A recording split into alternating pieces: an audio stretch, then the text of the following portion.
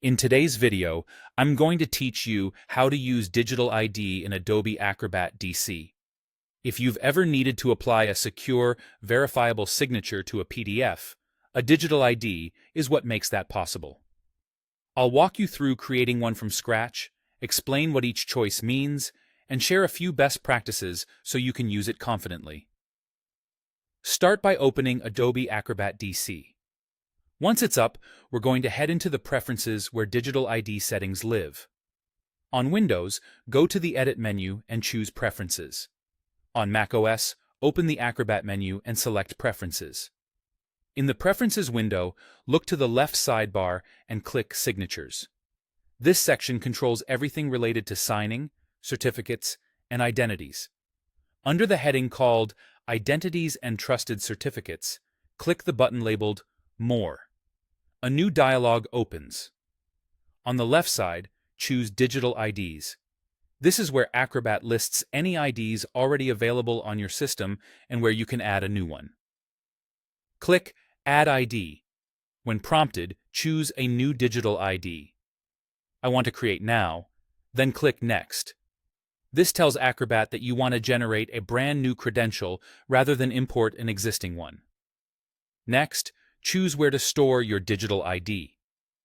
Storing it as a file is a common and portable option, often saved as a .12 or .pfx file. If your organization uses a certificate store, you may also see options tied to your operating system. Pick the location that makes sense for your workflow, keeping in mind you'll want secure, reliable access to it in the future. Now fill in your details. Enter your name, your email address, and your organization. These fields become part of the certificate information others see when they validate your signature, so make sure they're accurate and professional. You'll be asked to choose a key algorithm. A 2048-bit RSA key is widely supported and a solid balance of security and compatibility. If you're unsure, that's a safe default to select. Finally, set a strong password for your digital ID. This password protects your private key and will be required whenever you use the ID to sign. Choose something unique and memorable to you, and consider storing it securely in a password manager. Keep in mind that if you forget it, it typically can't be recovered. Click Finish.